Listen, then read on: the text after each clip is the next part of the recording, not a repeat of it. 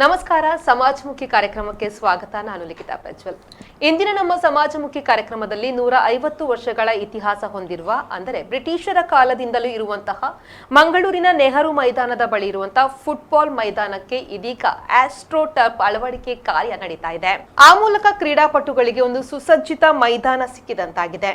ಈ ಬಗ್ಗೆ ಮಾತಾಡಲಿಕ್ಕೆ, ಅದರ ಬಗ್ಗೆ ಸಂಪೂರ್ಣ ಮಾಹಿತಿಯನ್ನು ನೀಡಲಿಕ್ಕೆ ಇಂದಿನ ನಮ್ಮ ಸಮಾಜಮುಖಿ ಕಾರ್ಯಕ್ರಮದಲ್ಲಿ ಇದರ ರೂವಾರಿಗಳಾಗಿರುವಂತಹ ದಕ್ಷಿಣ ಕನ್ನಡ ಜಿಲ್ಲಾ ಫುಟ್ಬಾಲ್ ಅಸೋಸಿಯೇಷನ್ನ ಅಧ್ಯಕ್ಷರಾಗಿರುವಂತಹ DM ಅಸ್ಲಾಂ ಅವರಿದ್ದಾರೆ. ಅವರನ್ನ ಕಾರ್ಯಕ್ರಮಕ್ಕೆ ಆತ್ಮೀಯವಾಗಿ ಸ್ವಾಗತಿಸೋಣ.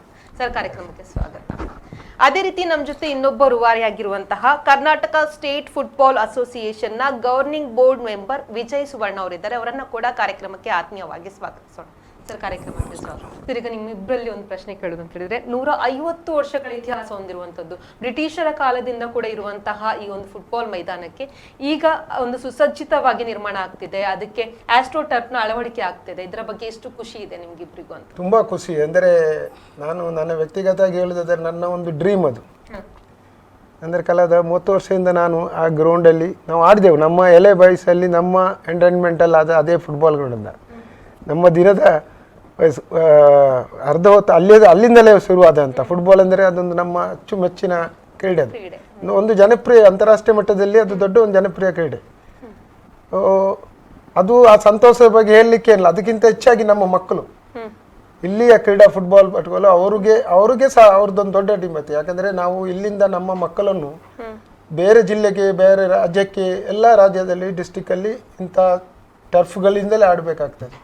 ನಮಗೆ ಹಲವಾರು ಅವಕಾಶ ಸಿಗ್ತದೆ. ಅಂಡರ್ 14, 16 ಈಗೆಲ್ಲ ಕೆಲವು ವೈಮಿತಿಯ ಕ್ರೀಡಾಕೂಟ ಫುಟ್ಬಾಲ್ ಕೂಟಕ್ಕೆ ಕಲಿಸಲಾದರೆ ನಮ್ಮ ಮಕ್ಕಳದು ಪರ್ಫಾರ್ಮೆನ್ಸ್ ತುಂಬ ಚೆನ್ನಾಗಿದೆ, ಒಳ್ಳೆ ಇದಾಗಿದೆ. ಯಾಕೆಂದರೆ ಪ್ರೊಫೆಷನಲ್ ಥರ ಅವರು ಆಡ್ತಾ ಇರ್ತಾರೆ.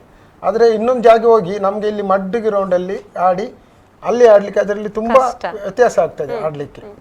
ಸೊ ಹೇಳಲಿಕ್ಕೆ ಅಂದರೆ ತುಂಬ ಸಂತೋಷದಿಂದ, ಅದಕ್ಕೆ ಏನು ಹೇಳಲಿಕ್ಕೆ ನಮ್ಮ ಹತ್ರ ವರ್ಡ್ ಇಲ್ಲ. ಅದಕ್ಕೆ ತುಂಬಾ ಖುಷಿಯ ವಿಚಾರ ನಿಮಗೆ ಇದು ಅಂತ. ತುಂಬಾ ಖುಷಿಯ ವಿಚಾರ, ಹೆಮ್ಮೆ ವಿಚಾರ.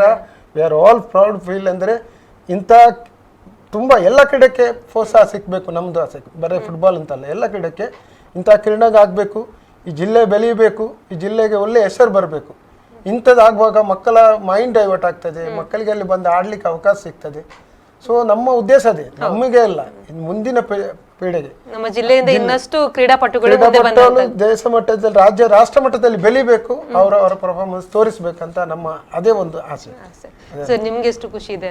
ನಮಗೆ ಆಸ್ ಎ ಒಂದು ಫುಟ್ಬಾಲ್ ಆಟಗಾರನಾಗಿ ನಮಗೆ ತುಂಬ ಖುಷಿ ಇದೆ. ಯಾಕಂದರೆ ಇದು ನಮಗೆ ಆದಷ್ಟು ಬೇಗ ಆಗಬೇಕಿತ್ತು.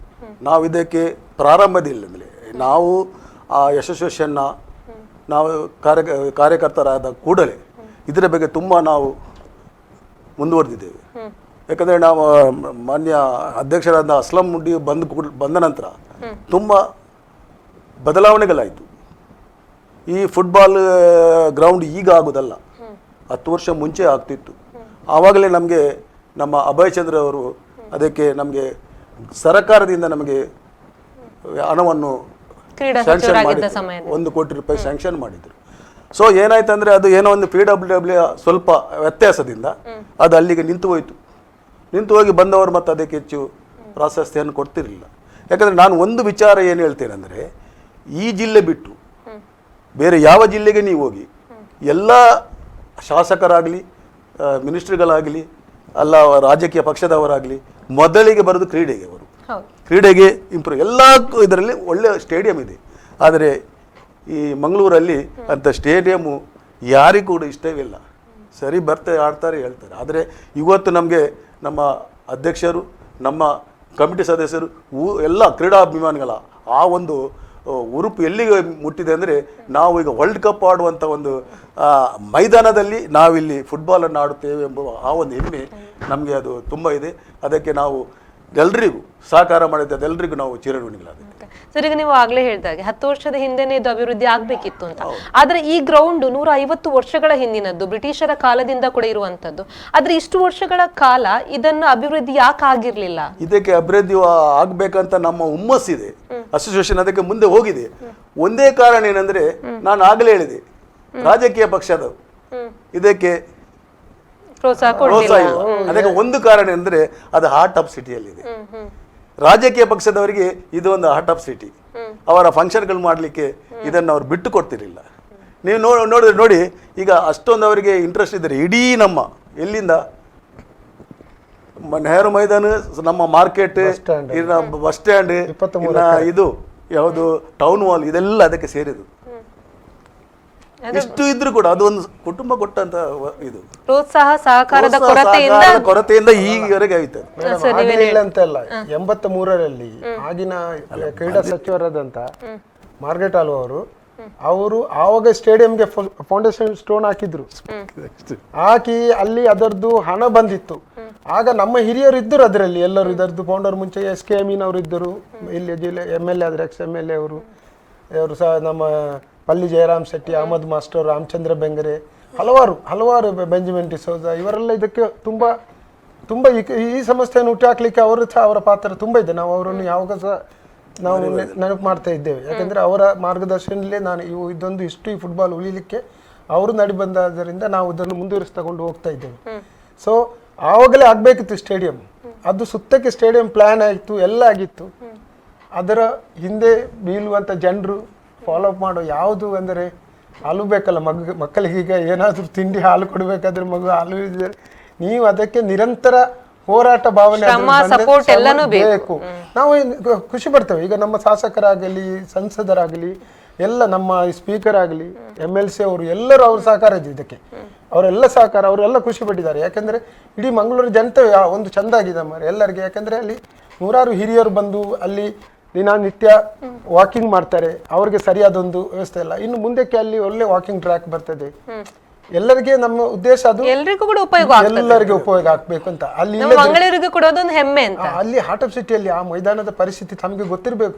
ತಮ್ಮ ಚಾನಲ್ ಅಲ್ಲಿ ಹಲವಾರು ಸರಿ ಬಂದಿದೆ, ಏನೆಲ್ಲ ಅಲ್ಲಿ ನಡೀತದೆ, ಎಂತ ಎಲ್ಲ ಅದೇ ಸರ್. ಈಗ ಈ ಹಿಂದೆ ಆ ಒಂದು ಗ್ರೌಂಡ್ ಇರೋದಕ್ಕೂ ಇನ್ನು ಮುಂದೆ ಅದು ಬದಲಾವಣೆಗಳಾಗ್ತಿರೋದಕ್ಕೂ, ಆ ವ್ಯತ್ಯಾಸಗಳು ಈಗ ನಾವು ಹೊರಗಿಂದ ನೋಡೋದಕ್ಕೂ, ನೀವು ಒಂದು ಕ್ರೀಡಾಪಟುವಾಗಿ ಅಥವಾ ನೀವು ಒಂದು ಬದಲಾವಣೆ ಆಗ್ಬೇಕು ಅನ್ನುವಂತ ಒಂದು ಶ್ರಮನ ಪಟ್ಟವರಾಗಿ ನಿಮ್ಗೆ ಆ ವ್ಯತ್ಯಾಸಗಳು ಕರೆಕ್ಟ್ ಆಗಿ ಗೊತ್ತಿರುತ್ತದೆ. ಯಾವ ರೀತಿ ಬದಲಾವಣೆಗಳಾಗ್ತಾ ಇದೆ, ಈ ಹಿಂದೆ ಹೇಗಿತ್ತು ಅಂತ. ಅಲ್ಲ, ಈಗ ಒಂದು 60% ಅದಲ್ಲಿ ಟೋಟಲಿ ಬದಲಾವಣೆ ಬಂದಿದೆ. ಒಳ್ಳೆ ಅದಕ್ಕೆ ಒಂದು ಚಂದ ಕಾಣ್ತಾ ಇದೆ ಈಗ ಅಲ್ಲಿದೆ. ಇನ್ನು ಮುಂದೆ ಅದರಲ್ಲಿ ಒಂದು 40% ಕೆಲಸ ಇನ್ನೂ ಸಹ ಉಂಟು. ಅದಕ್ಕೆ ಬೇಕಾದಷ್ಟು ಕೆಲಸ ಆಗಬೇಕು. ಈಗ ಅದು ಸ್ಮಾರ್ಟ್ ಸಿಟಿ ಅವರೇ ಮಾಡಿ ಕೊಡ್ತೆ ಅಂತ ಹೇಳಿದ್ದಾರೆ. ನಾವೆಲ್ಲ ಶಾಸಕರ ಹತ್ರ ಎಲ್ಲರ ಹತ್ರ ವಿನಂತಿ ಮಾಡಿದ್ದೇವೆ. ಅದನ್ನು ಮಾಡಿದರೆ ಅದೊಂದು ಸುಸಜ್ಜಿತ ಮೈದಾನ ಆಗುವುದರಲ್ಲಿ ಯಾವುದೇ ಅನುಮಾನ ಇಲ್ಲ. ಎಲ್ಲರೂ ಸಂತೋಷ ಪಡ್ತಾರೆ. ಎಲ್ಲರಿಗೆ ಅಲ್ಲಿ ಅದನ್ನು ಉಪಯೋಗ ಮಾಡಲಿಕ್ಕೆ ಅವಕಾಶ ಸಿಗ್ತದೆ. ಖಂಡಿತವಾಗಿ ಅದರ ರೂಪವೇ ಬದಲಾಗ್ತದೆ. ರೂಪವಾಗಿ ಚಂದದ. ಏಕೆಂದರೆ ಎಲ್ಲರೂ ಬಂದು ನಮಗೆ ನೀವು ಎಂಥದ್ದು ನಮ್ಮ ಮೇಲೆ ಅಪವಾದ, ನೀವು ಅಸೋಸಿಯೇಷನ್ ಆಗಿ ನಿಮಗೆ ಏನು ಮಾಡುವಂತೆಲ್ಲ ನೀವು ಮಾಡೋದಿಲ್ಲ ಅಂತ. ಖಂಡಿತ ಇನ್ನು ಆಗ್ತದೆ. ಅಲ್ಲಿ ಒಂದು ಸರಿಯಾದ ಮೈದಾನ, ಜನರಿಗೆ ಪ್ರಯೋಜನ ಆಗುವಂಥ ಮೈದಾನ ಆಗ್ತದೆ. ಜನರಿಗೆ, ಬರೀ ಫುಟ್ಬಾಲ್ ಆಟಗಾರರಿಗೆಲ್ಲ, ಎಲ್ಲರಿಗೆ. ಅಂದ್ರೆ ಈಗ ದಕ್ಷಿಣ ಕನ್ನಡ ಫುಟ್ಬಾಲ್ ಅಸೋಸಿಯೇಷನ್ ಮತ್ತೆ ಅದೇ ರೀತಿ ನಮ್ಮ ಮಂಗಳೂರಿನ ಕ್ರೀಡಾಪಟುಗಳು, ಫುಟ್ಬಾಲ್ ಪ್ರೇಮಿಗಳ ಒಂದು ಎಷ್ಟೋ ದಿವಸದೊಂದು ಕನಸು ಈಗ ನನಸಾದಾಗ ಆಗಿದೆ. ಸೊ ಇದ್ರ ಬಗ್ಗೆ ಎಷ್ಟು ಖುಷಿ ಇದೆ ಅಂದ್ರೆ, ಇದ್ರ ಹಿಂದೆ ನೀವು ತುಂಬಾ ಶ್ರಮನ ಪಟ್ಟಿರ್ತೀರಾ. ಹಾಗಾಗಿ ಈಗ ಆ ಬದಲಾವಣೆ ಆಗ್ತಿರುವಾಗ ಅದರಲ್ಲಿರುವಂತ ಒಂದು ಬದಲಾವಣೆಗಳನ್ನು ನೋಡಿದಾಗ ತುಂಬಾ ಖುಷಿ ಆಗ್ತದ. ಯಾವ ರೀತಿ ಅನಿಸ್ತಾ ಇದೆ ನೋಡಿ. ಅದು ಖುಷಿಯ ವಿಷಯ. ಮಕ್ಕಳಿಗೆ ಇದರದ್ದು ಈಗ ನೋಡಿ, ಮುಂದಿನ ನಾನು ಹೇಳುವುದಂತ, ಮಕ್ಕಳಿಗೆ ನಮಗೆ ಇನ್ನು ರಾಷ್ಟ್ರ ಮಟ್ಟದ, ರಾಜ್ಯ ಮಟ್ಟದ ಕ್ರೀಡಾ ಆಯೋಜನೆ ಮಾಡಲಿಕ್ಕೆ ಅವಕಾಶ ಸಿಗ್ತದೆ ಒಂದು. ಇಲ್ಲದ್ರೆ ನಾವು ಹೊರಗೆ, ನಮಗೆ ಇಲ್ಲಿ ನಮ್ಮ ಕ್ರೀಡಾಂಗದ ಕೊರತೆ ಇತ್ತು. ಈಗ ನಮಗೊಂದು ರಾಷ್ಟ್ರ ಮಟ್ಟದಲ್ಲಿ ಆಡುವಂಥ ಕ್ರೀಡೆ. ಯಾಕಂದರೆ ಇಲ್ಲಿ ಎಲ್ಲಿದ್ದರೂ ಸಹ ಅಷ್ಟೋ ಟರ್ಫಲ್ಲಿ ಆಡೋದು. 90% ಎಲ್ಲ ಜಾಗೆಲ್ಲ ಅಷ್ಟೋ ಟರ್ಫ್ ಆಗೋದು.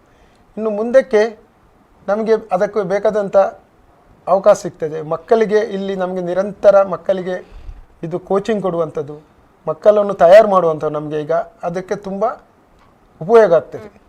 ಅದರ ಬಗ್ಗೆ ಹೇಳ್ತಾರೆ ವಿಜಯ ಸೋರ್ನವರು. ಅವರಿಗೆ ನಮಗೆ ಸಿಕ್ಕಿದ ಪ್ರತಿಫಲ ಉಂಟಲ್ಲ, ಅದೇ ನಮಗೆ ತುಂಬ, ನಮ್ಮ ಶ್ರಮಕ್ಕೆ ಸಿಕ್ಕಿದಂಥ ಪ್ರತಿಫಲ ಇದೇ ನಮಗೆ ತುಂಬ ಸಮಾಧಾನ. ಯಾಕೆಂದರೆ ನಾವು ಈಗ ಅವರು ಒಂದು ಮಾತು ಹೇಳಿದ್ರು ಆವಾಗ, ನಮ್ಮಲ್ಲಿ ಒಳ್ಳೊಳ್ಳೆಯ ಜನರಿದ್ದರು ಆವಾಗ. SK ಅಮೀನ್ ಅಂತ ಇದ್ದರು, ರಾಮಚಂದ್ರ ಬೆಂಗ್ ಅಂತಿದ್ರು, ಅಹಮದ್ ಮಾಸ್ಟರ್ ಅಂತದ್ದು ಅವರೆಲ್ಲ ಪ್ರಯತ್ನ ಪಟ್ಟಿದ್ದಾರೆ. ಆದರೆ ಮುಂದೆ ಹೋಗುವಂಥ ಅವರಿಗೆ ಅಷ್ಟೊಂದು ಮುಂದೆ ಹೋಗಿಲ್ಲ. ಆದರೆ ಛಲ ಬಿಡದ ಇದರಾಗಿ ಇವರು ನಮ್ಮ DM ಅಸ್ಲಂ ಅವರನ್ನು ಬಿಟ್ಟುಬಿಡಲಿಲ್ಲ. ಅದು ಆಗಲೇಬೇಕಂತ ಈಗ ಆ ಪ್ರಯತ್ನಕ್ಕೆ ಫಲ ಸಿಕ್ಕಿದೆ. ಈಗ ಟರ್ಫ್ ಯಾಕೆ ಬೇಕಂತ, ಟರ್ಫ್ ಏಕೆ ಬೇಕಂದರೆ ಪೀಪರ್ ರೂಲ್ಸ್ ಇದೆ. ಒಂದು ನ್ಯಾಷನಲ್ ಮ್ಯಾಚಸ್ ಆಗಬೇಕಾದ್ರೆ ಅದಕ್ಕೆ ಟರ್ಫ್ ಅಗತ್ಯ. ಈಗ ನಾವು ಅಂಡರ್ 16 ಆಗಲಿ ಅಂಡರ್ 17 ಆಗಲಿ ವುಮೆನ್ಸ್ ಆಗಲಿ ಇದೆಲ್ಲ ಮ್ಯಾಚ್ ಆಗಬೇಕಾದ್ರೆ ನಮಗೆ ಅಲಾಟ್ ಮಾಡಬೇಕಾದ್ರೆ ಸ್ಟೇಟ್ ನಮ್ಮಲ್ಲಿ ಆಸ್ಟ್ರೋ ಟರ್ಫ್ ಇಲ್ಲದೆ ಟರ್ಫ್ ಬೇಕು. ಎರಡು ಇದೆ, ಟರ್ಫ್ ಇದ್ರೂ ಆಗುತ್ತೆ, ನ್ಯಾಚುರಲ್ ಟರ್ಫ್, ಇದು ಆಸ್ಟ್ರೋ ಟರ್ಫ್, ಇದು ಕೃತಕ. ಇದು ಇದ್ದರೆ ಮಾತ್ರ ನಮಗೆ ಟೂರ್ನಮೆಂಟ್ ಮಾಡುವಂಥ ಅವಕಾಶ ಸಿಗುತ್ತೆ. ನಾವು ಅಂಥ ಒಂದು ಟೂರ್ನಮೆಂಟ್ ಇಲ್ಲಿ ಮಾಡಿದರೆ ನಮ್ಮ ಇಲ್ಲಿ ಆಟಗಾರರಿಗೆ, ಎಳೆಯ ಮಕ್ಕಳಿಗೆ ಅಂಡರ್ 14, ಅಂಡರ್ 12, ಅದೇ ರೀತಿ ಅಂಡರ್ 5 ಕೊಡ್ತಿದೆ, 7, 14, ಆಮೇಲೆ ಅಂಡರ್ 16, ಅಂಡರ್ 19, ಗರ್ಲ್ಸ್ ಇದೆ, ಬಾಯ್ಸ್ ಇದೆ, ಇದೆಲ್ಲ ಮ್ಯಾಚ್ ಅವರಿಗೆ ನೋಡುವಂಥ ಅವಕಾಶ ಸಿಗುತ್ತೆ. ಆಗ ಮಕ್ಕಳಿಗೆ ಅದರಲ್ಲಿ ಒಂದು ಪ್ರೇರಣೆ ಬರ್ತದೆ, ನಾನು ಕೂಡ ಅಂತ ಒಂದು ಪ್ಲೇಯರ್ ಆಗಬೇಕು. ಅದೇ ರೀತಿ ಅವರ ತಂದೆ ತಾಯಿಯವರಿಗೆ ಕೂಡ ನಮ್ಮ ಮಕ್ಕಳನ್ನು ಬೆಳೆಸಬೇಕು, ಅವರಿಗೆ ಫುಟ್ಬಾಲ್ ಆಟದಲ್ಲಿ ಇನ್ನೂ ಹೆಚ್ಚಿನ ಪ್ರೋತ್ಸಾಹ ಕೊಡಬೇಕಂತ ಒಂದು ಬರ್ತದೆ ಅಂತ ಇದರಿಂದ ಟರ್ಫ್ ತುಂಬ ಅಗತ್ಯವಾಗಿದೆ. ಎಷ್ಟೋ ಮಕ್ಕಳಿಗೆ ಸ್ಫೂರ್ತಿ ಆಗ್ತದೆ ಅಂತ. ತುಂಬ ಮಕ್ಕಳಿಗೆ ಸ್ಫೂರ್ತಿ ಆಗುತ್ತೆ, ಒಳ್ಳೊಳ್ಳೆ ಆಟಗಾರರನ್ನು ನೋಡುವಂಥ ಒಂದು ಅವಕಾಶ ಸಿಗುತ್ತೆ. ಸರ್, ಅದೇ ರೀತಿ ಈ ಒಂದು ಕೆಲಸ ಮಾಡಬೇಕು ಅಂತ ಹೇಳಿದ್ರೆ ಅದಕ್ಕೆ ಒಂದು ಪ್ರಾಜೆಕ್ಟ್ ಅಂತ ಇರ್ತದೆ, ಅದು ಇಷ್ಟು ವೆಚ್ಚ ಅಂತ ಇರ್ತದೆ. ಇದು ಈಗ ಟೋಟಲ್ ಪ್ರಾಜೆಕ್ಟ್ ಎಷ್ಟು ವೆಚ್ಚದ್ದು ಮತ್ತೆ ಯಾವ ಯೋಜನೆಯಿಂದ ಇದು ಆಗ್ತಾ ಇದೆ ಅನ್ನೋದು? ಇದು ಈ ಪ್ರಾಜೆಕ್ಟ್ಗೆ ಸುಮಾರು 2.5 ಕೋಟಿ ರೂಪಾಯಿ ಖರ್ಚು ವೆಚ್ಚ ಆಗ್ತದೆ. ಅದು ಬರೀ ಗ್ರೌಂಡ್ಗೆ ಫುಟ್ಬಾಲ್ ಫೀಲ್ಡ್ ಮತ್ತು ಅದಕ್ಕೆ ಸುತ್ತ ಬೇಲಿ ಹಾಕುವಂಥದ್ದು, ಅದೇ ಆ ಕೆಲಸ ಮಾತ್ರ ಅದಕ್ಕೆ. ಯಾಕೆಂದರೆ ಅದು ನಾವು ಹಾಕುವಂಥ ಟರ್ಫ್ ಅದು ತುಂಬ ಎಕ್ಸ್ಪೆನ್ಸಿವ್ ಅದು. ಯಾಕೆಂದರೆ ಅದು ನಮಗೆ, ಯಾಕೆಂದರೆ ಇದು ನ್ಯಾಚುರಲ್ ಮತ್ತು ಇದರಲ್ಲಿ ಡಿಫ್ರೆನ್ಸ್ ಇರೋದಂದರೆ ಇದರಲ್ಲಿ ನಾವು ಫುಲ್ ಡೇ ಆಡಿದರೆ ಸಹ ಏನಾಗೋದಿಲ್ಲ. ನ್ಯಾಚುರಲ್ ಆದರೆ ಅದು ನಿಲ್ಲಲ್ಲ, ಅದು ಬೇಗ ಆದಷ್ಟು ಬೇಗ ಹಾಳಾಗ್ತದೆ. ಸೊ ಇದು ಸ್ಮಾರ್ಟ್ ಸಿಟಿ ಅವರ ಒಂದು ಯೋಜನೆ. ಯಾಕೆಂದರೆ ನಾವು ಅದರ ಹಿಂದೆ ತುಂಬ ಹೋರಾಟ ಮಾಡಿದ್ದೇವೆ, ತುಂಬ ಅವರಿಗೆ ವಿನಂತಿ ಮಾಡಿ, ನೋಡಿ ನಮ್ಮ ಕ್ರೀಡೆ ಇದು ಬೇಕು, ನಮಗೆ ಈ ಥರ ತೊಂದರೆ ಇದೆ. ಆದ್ದರಿಂದ ಅವರು ಅದಕ್ಕೆ ಮುತುವರ್ಜಿ ವಹಿಸಿ ಅವ್ರದ್ದು ಎಲ್ಲ ಅವರು ಡೈರೆಕ್ಟ್ರ್ ಅವರೆಲ್ಲ ನಾವು ಒಂದು ಪ್ರಾಜೆಕ್ಟ್ ಕೊಟ್ಟ ಕೂಡಲೇ ಅದನ್ನು ಅವರು ನಮಗೆ ಇಮಿಡಿಯೇಟ್ಲಿ ಮಾಡಿದರು. 2 ವರ್ಷ ಆಯ್ತು ಅದರ ಹಿಂದೆ ನಾವು ಇರೋದು ಮಾಡಿ. ನಮ್ಮ ಸಂಸ್ಥೆ ಎಲ್ಲ ನಮ್ಮ ಕಾರ್ಯಕರ್ತ ಮೆಂಬರ್ಸ್ ಹೋಗಿ ಅವ್ರ ಹತ್ರ ವಿನಂತಿ ಮಾಡಿದಾಗ ಅವರು ಅದಕ್ಕೆ ನಮಗೆ ಅನುಮತಿ ಮಾಡಿ ಸಪೋರ್ಟ್ ಮಾಡಿದರು. ಅದು ನಮಗೆ ಅಂತಲ್ಲ, ಮಂಗಳೂರಿಗೆ ಮಾಡಿದರು. ಮಂಗಳೂರು ಫುಟ್ಬಾಲ್ ಆಟಗಾರರಿಗೆ, ಅದು ನಮಗೆ ಇಲ್ಲ, ಆದರೆ ನಮಗೆ ಜವಾಬ್ದಾರಿ ಇದೆ. ಹೆಮ್ಮೆ, ತುಂಬ ಹೆಮ್ಮೆ 100%. ಅದು ಆ ಮೈದಾನಕ್ಕೆ ಅದಕ್ಕೊಂದು ರೂಪಾಯಿ ಬೇರೆ ಬಂದಿದೆ. ಎಲ್ಲ ಜನರು ನಮ್ಮನ್ನು ಅಪ್ರಿಷಿಯೇಟ್ ಮಾಡ್ತಾರೆ, ಏನಾಗಲಿ ಮಾರ, ನೀವೊಂದು ಒಳ್ಳೆ ಗ್ರೌಂಡ್ ಮಾಡಿದ್ದೀರಿ. ಸೊ ಅದು ಟೋಟಲಿ ಸ್ಮಾರ್ಟ್ ಸಿಟಿದು ಪ್ರಾಜೆಕ್ಟ್. ಅದು ಮುಂದಕ್ಕೆ ಇನ್ನೂ ಸಹ ಕೆಲವು ಕೆಲಸಗಳುಂಟು, ಇದಾದ ಕೂಡಲೇ ಆಗುವ. ಯಾಕೆಂದ್ರೆ ಇನ್ನೊಂದು ಅದು ಸ್ವಲ್ಪ ತಡವಾಗ್ತಾ ಉಂಟು, ಯಾಕೆಂದರೆ ಮಳೆ ಆಗ್ತಾ ಉಂಟು. ಅದಕ್ಕೆ ಮಳೆಗಾಲ ಕಷ್ಟ ಅಂದರೆ ಅದು ಈ ವರ್ಷನೇ ಮಳೆ ಜಾಸ್ತಿ ಬಂತು, ಇಲ್ಲದ್ರೆ ಆ ಕೆಲಸ ಮುಗಿಬೇಕಿತ್ತು. ಈಗ ಮುಗಿಬೇಕಿತ್ತು, ಆದರೆ ಆ ಒಂದು 10-15 ದಿವಸದಿಂದ ಖಂಡಿತ ಅದು ಮುಗಿಬಹುದು, ಒಂದು ಚಂದದ ಗ್ರೌಂಡ್ ಆಗ್ಬೋದು ಅಂತ. ಸರ್, ಅದೇ ರೀತಿಯಾಗಿ ಅವ್ರು ಹೇಳಿದ್ರು ಸರ್, ವಿಜಯ್ ಸರ್ ಹೇಳ್ತಿದ್ದಾರೆ, ನಿಮ್ಮ ಒಂದು ನಾಯಕತ್ವದಲ್ಲಿ, ನಿಮ್ಮ ಒಂದು ಮುಂದಾಳತ್ವದಲ್ಲಿ ಈ ಒಂದು ಗ್ರೌಂಡ್ ಈ ರೀತಿ ಆಗ್ಲಿಕ್ಕೆ ಸಾಧ್ಯ ಆಗ್ತದೆ. ನೀವು ಪಟ್ಟಂತ ಶ್ರಮದ ಬಗ್ಗೆ ಇರ್ಬೋದು, ಅಥವಾ ರಾತ್ರಿ ಹಗಲು ಕಂಡಂತ ಕನಸು ಕಷ್ಟ ಎಲ್ಲ ಕೂಡ ಈಗ ನನಸಾಗ್ತಿದೆ. ಸೊ ನೀವು ಯಾವ ರೀತಿ ಕಷ್ಟಪಟ್ರಿ, ಅಂದ್ರೆ ಆ ಒಂದು ಕೆಲಸ ಆಗ್ಬೇಕು, ಸಕ್ಸಸ್ ಆಗ್ಬೇಕು ಅಂತ ಹೇಳಿದ್ರೆ ಯಾವ ರೀತಿ ಶ್ರಮ ಪಟ್ರಿ ಅಂತ, ನಿಮ್ಮ ಜೊತೆ ಯಾರೆಲ್ಲ ಸಹಕಾರ ನೀಡಿದ್ರು? ಖಂಡಿತ ಇವರೆಲ್ಲ ಒಟ್ಟಿಗೆ ಇದ್ದರಿಂದ ಆಗಿದೆ, ಒಬ್ಬನಿಂದ ಏನಾಗುದಿಲ್ಲ. ಹೆಚ್ಚು ನಾನು ಅದರಲ್ಲಿ ಉತ್ಸಾಹ ಕಾಣಿಸ್ತಾ ಇದ್ದೆ ಅಷ್ಟೇ. ಇವರು ಒಟ್ಟಿಗೆ ಕಟ್ಟಿ ನಾವು ಸಂಘಟನೆ ಎಂದರೆ ಖಂಡಿತ ನಾನು ಅದರ ಬಗ್ಗೆ ನಾನು ಒಬ್ಬನೇ ಹೋಗಿ ಅದರ ಬಗ್ಗೆ ಹಿಂದೆ ಹೋರಾಡಿದ್ದೆ, ಎಲ್ಲರ ಹತ್ರ ಅದು ಕಮ್ಯುನಿಕೇಶನ್ ಮಾಡ್ತಾ ಇದ್ದೆ, ಆಗಬೇಕು. ಯಾಕಂದ್ರೆ ನಾನು ಒಬ್ಬ ಫುಟ್ಬಾಲ್ ಆಟಗಾರನಾಗಿ ನಮ್ಮ ಬಾಲ್ಯ ಅಲ್ಲಿಂದ ಕಳೆದದ್ದು. ನಮ್ಮ ಚಿಕ್ಕ ವಯಸ್ಸಲ್ಲಿ ನಾವು ಅಲ್ಲಿ ಇಡೀ ದಿನ ಮೈದಾನಲ್ಲಿ ಫುಟ್ಬಾಲ್ ಆಡ್ತಾ ಇದ್ದದ್ದು. ಆವಾಗಿಂದಲೇ ನಮಗೆ ಫುಟ್ಬಾಲ್ ಕಲಿತು ನಮ್ಮ ಕ್ಲಬ್ ಇದೆ ಸ್ವಂತ, ನಾವು ಆಡಿ. ಸೊ ನಾನು ಆ ಮಕ್ಕಳ ಉತ್ಸಾಹ, ಯಾಕೆಂದರೆ ನಾವು ಒಂದು ಅಲ್ಲಿ ಮ್ಯಾಚ್ ಮಕ್ಕಳಿಗೆ ಬೇಕಾದಷ್ಟು ಇಲ್ಲಿ, ಯಾಕೆಂದರೆ ಬೇರೆ ಪ್ರೈವೇಟಲ್ಲ ಕೆಲವು ಮಾಡಿ ಅವರು ಅದು ಬೇರೆನೇ ಉದ್ದೇಶದಲ್ಲಿ ಮಾಡ್ತಾ ಇದ್ದಾರೆ, ಅಲ್ಲಿ ಮಕ್ಕಳು ಹೋಗಿ ಆಡ್ತಾರೆ. ನಾವು ಇಲ್ಲಿ ನಮ್ಮ ಮಕ್ಕಳು, ಬಡ ಮಕ್ಕಳು ಬಂದು ಆಡಬೇಕು, ಅವರಿಗೆ ಅವಕಾಶ ಮಾಡಬೇಕು. ಅವ್ರ ಹತ್ರ ಪ್ರತಿಭೆ ಇದೆ, ಆ ಪ್ರತಿಭೆಯನ್ನು ಅವ್ರು ತೋರಿಸಿ. ಯಾಕೆಂದರೆ ನಮ್ಮ ಜಿಲ್ಲೆ, ನಾವು ರಾಜ್ಯ ಮಟ್ಟದಲ್ಲಿ ಹೋದರೆ ಯಾವಾಗಲೂ ಕೆಲವು ಸರ್ತಿ ನಾವು ಪ್ರಶಸ್ತಿ ತೆಗೆದಿದ್ದೇವೆ. ಯಾಕೆಂದರೆ ಇಲ್ಲಿ ನಾವು ಪ್ರೊಫೆಷನಲ್ ಫುಟ್ಬಾಲರ್ಸ್ ಇಲ್ಲ. ಅಲ್ಲಿ ಬ್ಯಾಂಗ್ಳೂರಲ್ಲೆಂದರೆ ಅವರು ಫುಟ್ಬಾಲ್ಗಾಗಿ ಅವ್ರು ಏನು ಬೇಕಾದ್ರೆ ಖರ್ಚು ಮಾಡಿ ಅವರಿಗೊಬ್ಬ ಫುಟ್ಬಾಲರ್ ಆಗಬೇಕಂತ. ಇಲ್ಲೇ ಮಕ್ಕಳು ಡಿಗ್ರಿ ಆದ ಕೂಡಲೇ ಪೇರೆಂಟ್ಸ್, ತಂದೆ ತಾಯಿಯಂದರೆ ಅದರ ಹಿಂದೆ ಅದು ಇಲ್ಲ, ಫ್ಯೂಚರ್ ಇಲ್ಲ, ಯಾಕೆ ಹೋಗ್ತೀಯ, ಫ್ಯೂಚರ್ ಓನ್ಲಿ ಸ್ಟಡಿ ಟೈಮಲ್ಲಿ ಇಂಟ್ರೆಸ್ಟ್ ತೆಗಿತಾರೆ ಎಂದು. ಸೊ ನಾವು ಆ ಫುಟ್ಬಾಲ್ ಆಡಿದ್ರಿಂದ ಈಗ ನಮ್ಮದು ಸುಮಾರು ಅಲ್ಲಿ ಮೈದಾನದಲ್ಲೇ ನಮ್ಮದೊಂದು 50 ವರ್ಷದಿಂದ ನಾವು ಮುಂಚೆಯಿಂದ ನೋಡ್ತಿದ್ದಲ್ಲ ಆಡೋದನ್ನು, ಅಲ್ಲಿದ್ದನ್ನು. ಅದು ನನ್ನದು ದೊಡ್ಡ ಒಂದು ಕನಸದು. ಯಾಕೆಂದರೆ ಇದು ಯಾಕೆ ಒಂದು ಆಟದ ಮೈದಾನ, ಯಾಕೆಂದರೆ ಅದು 23 ಎಕರೆ ಜಾಗ ಇತ್ತು. ಒಂದು ದಾನಿ ಅದು ಕ್ರೀಡೆಗಾಗಿ ಅಂತ ಕೊಟ್ಟದು. ಸರ್ಕಾರ ಸಹ ಅದರಲ್ಲಿ ಆದೇಶ ಮಾಡಿದೆ, ಅದು ಕ್ರೀಡೆಗೆ ಯಾಕೆ ಇರುವಂಥದ್ದು ಅಂತ. ಸೊ ಯಾಕೆ ಇದನ್ನು ಬಿಡಬೇಕು ಅಂತ ನನಗೆ ಅದೊಂದು ಛಲ ಇತ್ತು, ನಾನು ಇದನ್ನು ಬಿಡಬಾರ್ದು, ಇದು ಉತ್ತಮ, ನಮ್ಮ ಈ ಮಕ್ಕಳಿಗೆ ಒಂದು ಒಳ್ಳೆಯ ಒಂದು ಫುಟ್ಬಾಲ್ ಕ್ರೀಡಾಂಗ ಮಾಡಿ ಕೊಡಬೇಕಂತ ನನ್ನ ಒಂದು, ಬೇರೆ ಯಾವುದೇ ನನಗೆ ಅದರಲ್ಲಿ ಸಂತೋಷ ಇದು, ಯಾಕಂದರೆ ಸ್ವಾರ್ಥ ಇಲ್ಲ, ಯಾವುದಕ್ಕೆ ಸ್ವಾರ್ಥ ಇಲ್ಲ. ನನ್ನ ಸಹಪಾಠಿಗಳಾದ ಇವರು ಎಲ್ಲ ಅದೊಂದು ನೆನಪಿಡ್ಲಿ, ನಮ್ದು ಇಟ್ಟರೆ ಇಲ್ಲದ್ರೆ ಅಲ್ಲಿ ನೆನಪಾಗ್ಬೋದು ಅವ್ರಿಗೆ ಯಾರಾದ್ರೂ. ಈಗ ನಮ್ಮ ಸಹಪಾಠಿ ನಾವಿದ್ದೇವೆ, ನಾವು ಈಗ ಒಂದು 5-6 ಜನ ಈ ಫುಟ್ಬಾಲ್ ಅಸೋಸಿಯೇಷನಲ್ಲಿ ಅಂತ. ಈಗ ವಿಜಯ್ ಸೋರ್ನರ್, ಅನಿಲ್ ಪಿ ಅಂತ ಇದ್ದಾರೆ, ಹುಸೈನ್ ಬೋಲಾರ್ ಅವರು ಇದ್ದಾರೆ. ನಾವು ನಿರಂತರ ಯಾವಾಗ ಇದ್ದರೆ ನಾವೊಂದು ಮ್ಯಾಚ್ ಎಂದು ಒಟ್ಟಿಗೆ ನಾವೊಂದು ಅಣ್ಣ ತಮ್ಮಿದ್ದಾರೆ, ನಮಗೆ ಯಾವಾಗ ನಮ್ಮಲ್ಲಿ ಒಂದು ಭೇದ ಭಾವ ಆದರೆ ಯಾವುದು ಡಿಸ್ಪ್ಯೂಟ್ ಇಲ್ಲ. ನಾವು ಇಷ್ಟು ವರ್ಷದಿಂದ 30 ವರ್ಷದಿಂದ ನಾವು ಒಟ್ಟಿಗಿದ್ದೇವೆ. ಸೊ ನಾವು ಅಷ್ಟು ಚೆನ್ನಾಗಿ, ನಮ್ಮ ಉದ್ದೇಶ ಒಂದೇ ಇದೆ ಎಲ್ಲರದ್ದು, ಫುಟ್ಬಾಲ್ ಅಂತ. ನಾವು ನಮ್ಮ ಕೆಲವು ಒಂದು ನಾವು ಕೇಳಿದ್ರೆ ನಮ್ಮ ಧರ್ಮವೇ ಫುಟ್ಬಾಲ್ ಅಂತ ಹೇಳ್ತೇವೆ, ನಾವು ಬೇರೆ ಇಲ್ಲ. ನಾವು ಆ ಥರ ನಾವು ಅದಕ್ಕೆ ಹೊಂದಿದ್ದೇವೆ. ನಮಗೆ ಸಂತೋಷ, ಖುಷಿ ಆಗ್ತದೆ ಒಂದು ಮಕ್ಕಳನ್ನು ಆಡಿಸುವಾಗ, ಆ ಚಿಕ್ಕ ಮಕ್ಕಳೊಂದು ಉತ್ಸಾಹ ಅದೆಲ್ಲ ನೋಡುವಾಗ ನಾವು ಅಲ್ಲಿ ದೇವರನ್ನು ಕಾಣ್ತೇವೆ, ಇಲ್ಲ ಇದೇ ನಮ್ಮದು ಅಂತ. ಸೊ ಅಷ್ಟೇ, ಬೇರೆ ಯಾವುದೇ ಒಂದು ಉದ್ದೇಶ ಇಲ್ಲ, ಯಾರಿಗೆ ವಿರೋಧಾಗಿ ಸಹ ಇಲ್ಲ, ಯಾರು ಇದಲ್ಲ. ನಮ್ದು ಒಂದೇ, ಫುಟ್ಬಾಲಲ್ಲಿ ಬೆಳಿಬೇಕು, ಉಳಿಬೇಕು. ಯಾವುದೇ ನಾವು ಎಲ್ಲರನ್ನು ಅದಕ್ಕೆ ನಾವು ಪ್ರಥಮವಾಗಿ ನಮ್ಮ ಎಲ್ಲ ಶಾಸಕರಿಗೆ, ಸಂಸದರಿಗೆ, MLC ಅವ್ರಿಗೆ, ಸ್ಪೀಕರ್ ಎಲ್ಲರಿಗೂ, ಸ್ಪೀಕರ್ ಅವರು ತುಂಬ ಇಲ್ಲಪ್ಪ ಆಗಬೇಕು ಅವ್ರಿಗೆ ಮಾಡಿಕೊಂಡು. ಸೊ ಅದೇ, ಬೇರೆ ಯಾವ ಉದ್ದೇಶ ಇಲ್ಲ. ಆದರೆ ಖುಷಿ ಇದೆ, ಖುಷಿ ಅಂದರೆ ತುಂಬ ಖುಷಿ ಇದೆ. ಅಂದರೆ ಅದು ಮೈದಾನ ರೆಡಿಯಾಗಿ ಆ ಮಕ್ಕಳ ಆಡುವುದನ್ನು ನೋಡ್ಬೇಕಂತ ಅದಿದೆ. ಓಕೆ ಸರ್, ಈಗ ಅದೇ ರೀತಿ ಈಗ ಮಂಗಳೂರಿನ ವಾತಾವರಣಕ್ಕೆ ಆಸ್ಟ್ರೋ ಟ್ರ್ಯಾಪ್ ಅನ್ನುವಂಥದ್ದು ಎಷ್ಟು ಸೂಕ್ತ ಅಂತಂದ್ರೆ, ಕೆಲವೊಂದ್ಸಲ ತೀರಾ ಹೆಚ್ಚು ಮಳೆ ಆಗ್ತದೆ, ಕೆಲವೊಂದ್ಸಲ ತುಂಬಾ ಬಿಸಿಲು ಇರ್ತದೆ. ಸೊ ಇದರಿಂದ ಏನಾದ್ರೂ ತೊಂದರೆಗಳಾಗುತ್ತಾ? ಅದರಿಂದ ಏನು ತೊಂದರೆ ಆಗೋಲ್ಲ, ಅದರಿಂದ ಏನು ತೊಂದರೆ ಆಗೋಲ್ಲ. ಎಲ್ಲ ಕಡೆಯಲ್ಲಿ ಅದೇ ರೀತಿ ಇರುವುದಲ್ಲ, ಮಂಗಳೂರು ಅಂತಲ್ಲ, ಇಲ್ಲಿ ಈಗ ಬ್ಯಾಂಗ್ಳೂರಲ್ಲಿ ಕೂಡ ಒಮ್ಮೆ ಇರುತ್ತೆ, ಎಲ್ಲ ಕಡೆಯಲ್ಲಿ. ಆದರೆ ಒಂದು ಇಂಪಾರ್ಟೆನ್ಸ್ ಅಂತಂದರೆ, ಆಸ್ಟ್ರೋ ಟರ್ಫ್ ಇಡೀ ನಮ್ಮ ಕರ್ನಾಟಕದಲ್ಲಿ ಒಂದು ಅಸೋಸಿಯೇಷನ್ ಬಗ್ಗೆ ಇರುವುದಂದರೆ ಒಂದು ಕರ್ನಾಟಕ ಫುಟ್ಬಾಲ್ ಅಸೋಸಿಯೇಷನ್ ಮತ್ತು Dakshina Kannada football association. National level matches ಆಗಬೇಕಂತ ಆಸ್ಟ್ರೋ ಟರ್ಫ್ ಬರೀ ಬೇಗ 5 ಗೀಸೆ ಮಸ್ ತುಂಬ ಇದೆ ಪ್ರೈವೇಟ್ ಆಗಿ. ಆದರೆ ಅಸೋಸಿಯೇಷನ್ನಿಂದ ಇರೋದು ಬರೀ 2 ಮಾತ್ರ, ಫುಲ್ಲಿ ಆಟಕ್ಕೆ ಸಜ್ಜಾಗಿ ಅಂತ. ಅಂದ್ರೆ ಯಾವುದೇ ತೊಂದರೆಗಳು ವಾತಾವರಣದಿಂದ ಆಗಲ್ಲ, ವಾತಾವರಣದಿಂದ ಏನಾಗಲ್ಲ. ಮೇಂಟೆನೆನ್ಸ್ ಕರೆಕ್ಟ್ ಇರಬೇಕು. ಜಾಸ್ತಿ ಅಂದರೆ ಈಗ ಯಾರನ್ನು ಬಂದು ಆಡಿಸಿ ಏನಾದರೂ ಹೊರಗಿಂದ ಬಂದು ನಮ್ಮ ಪರ್ಮಿಷನ್ ಇಲ್ಲದ್ರೆ ಆಡಿಗಿಡಿ ಡೈಲಿಗೆ ಆಡ್ತಾ ಇದ್ದಾರೆ, ಅದೇ ರೀತಿ ಆಡಿದ್ರೆ ಅದು ಎಷ್ಟು, ಅದಕ್ಕೆ ಕೂಡ ಟೈಮ್ ಇದೆ, ಬಾಲ್ವಿಕೆ ಇದೆ, ಇಷ್ಟೇ ವರ್ಷ ಅಂತ ಬಾಲ್ವಿಕೆ ಇದೆ. ಅಷ್ಟು ವರ್ಷ ನಾವು ಅದನ್ನು ಮೇಂಟೈನ್ ಮಾಡಿ ಕರೆಕ್ಟ್ ಮೇಂಟೈನ್ ಮಾಡಿದ್ರೆ ಮಾತ್ರ ಇರುತ್ತದೆ, ಇಲ್ಲಾದರೆ ಆದಷ್ಟು ಬೇಗ ಅದು ಇದಾಗುತ್ತೆ. ನಾವು ಮೇಂಟೈನ್ ಮಾಡೋದ್ರ ಮೇಲೆ ಅದರ ಬಾಲ್ವಿಕೆ ಇದೆ.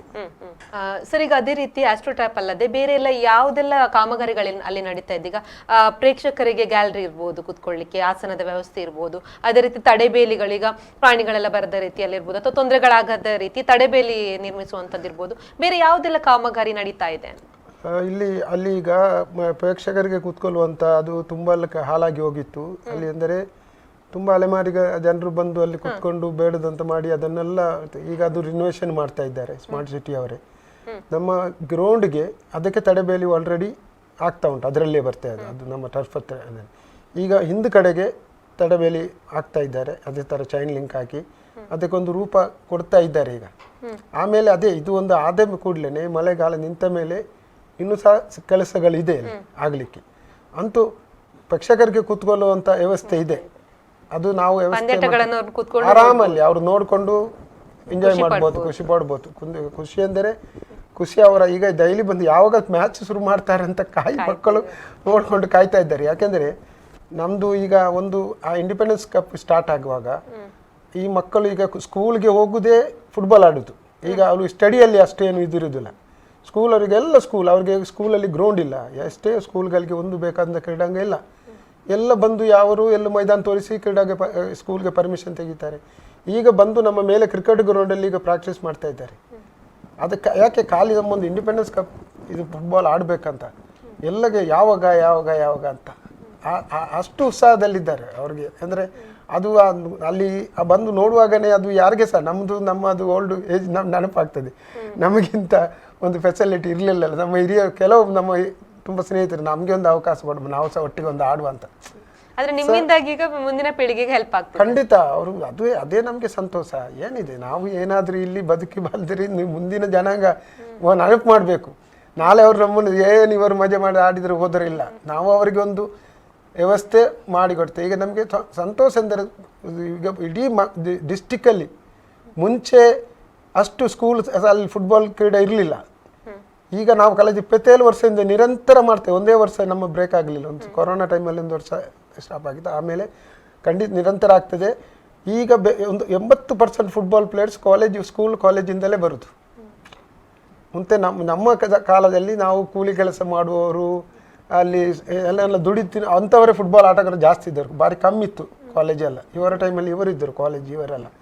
ಅದೇ ನಮ್ಮ ಒಂದು ಪ್ರದೇಶ ಇತ್ತು. ಈಗ ಬೆಂಗರೆ ಮಗವೀರರು ಅವರು ನಮ್ಮ ಶ್ರಮಪಟ್ಟು ಆ ಮಿನಿಟ್ ಆದರೂ ಬಂದು ಆಡ್ತಾ ಇದ್ದವರು, ಆ ಥರ ಆಡ್ತಾ ಇದ್ರು ಒಳ್ಳೆ ಎಲ್ಲರೂ. ಈಗ ಅದೇ ಥರ ನಮಗೆ ಅವಕಾಶ ಸಿಕ್ಕಿಲ್ಲ ಅಂತ ಈಗ ಅವರೆಲ್ಲ ಹೇಳ್ತಾರೆ. ಈಗ ಆ ಕಾಲದಲ್ಲಿ ನಾವು ಕಷ್ಟಪಟ್ಟು ಆಡಿದರೆ ಈಗ ನಮಗೆ ಈಗಿನ ಮಕ್ಕಳಿಗೆ ಮಾಡಿದಿರಲ್ಲ ಸಂತೋಷ, ಅಷ್ಟು ಖುಷಿ ಪಡ್ತಾರೆ. ಖಂಡಿತ ಎಲ್ಲರಿಗೆ ಖುಷಿ ಇದೆ, ಎಲ್ಲರಿಗೆ.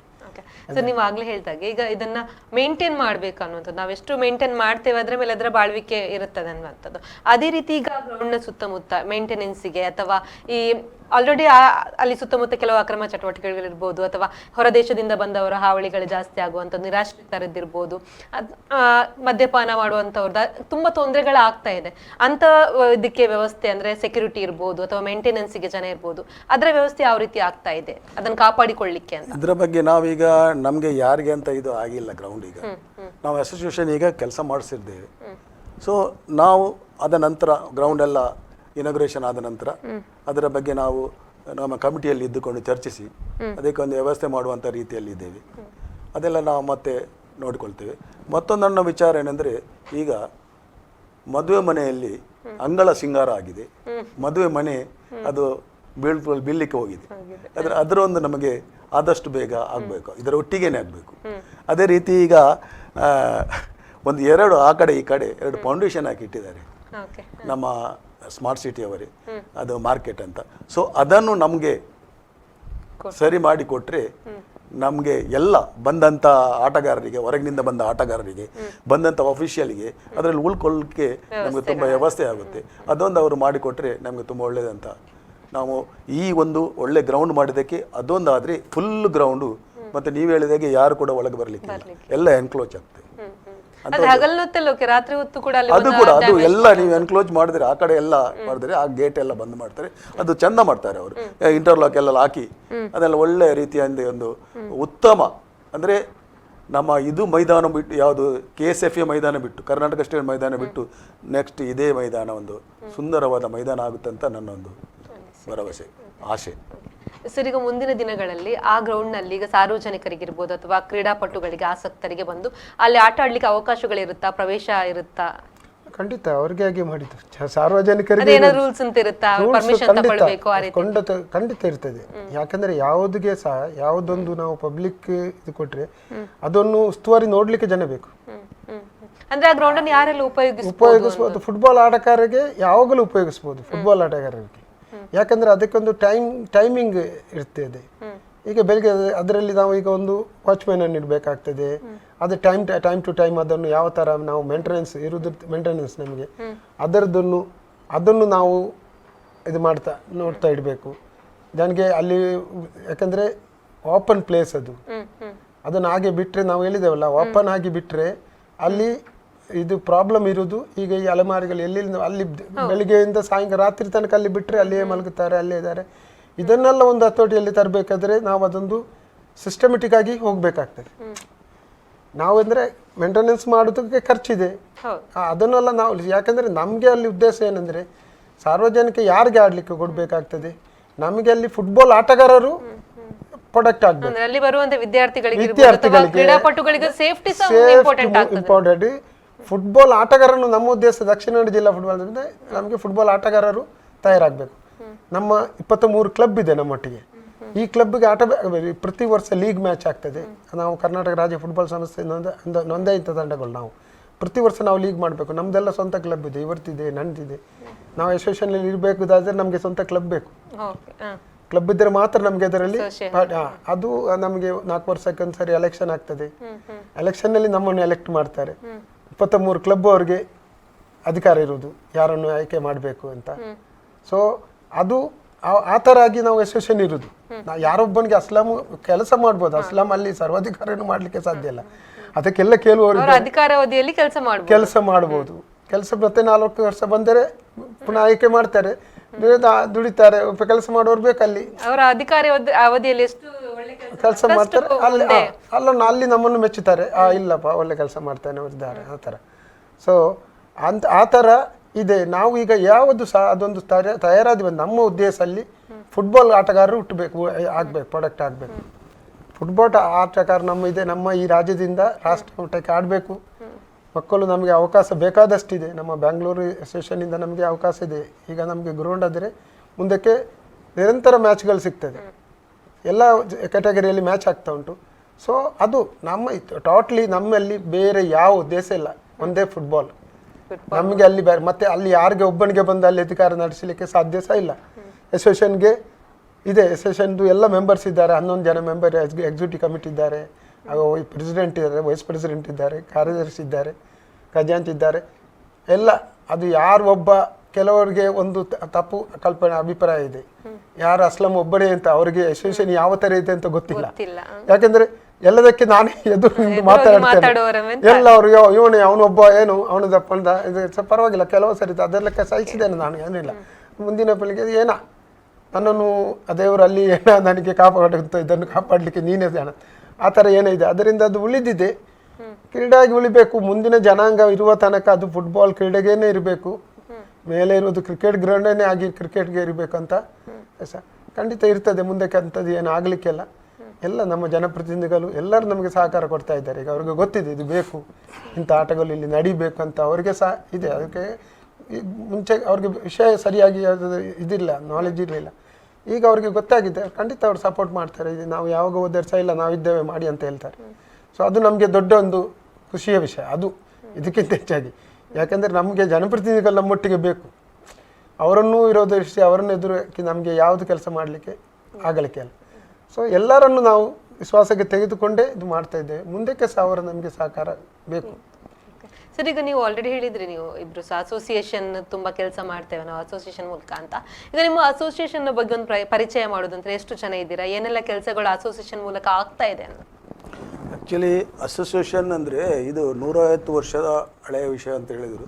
ಯಾಕಂದರೆ ಆ್ಯಕ್ಚುಲಿ ಅದು ಕೆನರಾ ಫುಟ್ಬಾಲ್ ಕ್ಲಬ್ ಅಂತ ಇದ್ದು, ಆದರೆ 1969-70 ಇದು ಕರ್ನಾಟಕ ಫುಟ್ಬಾಲ್ ಅಸೋಸಿಯೇಷನ್ಗೆ ಇದಾಗಿ ಆವತ್ತು DK ಡಿಸ್ಟಿಕ್ ಫುಟ್ಬಾಲ್ ಅಸೋಸಿಯೇಷನ್ ಅಂತ ಆಯಿತು.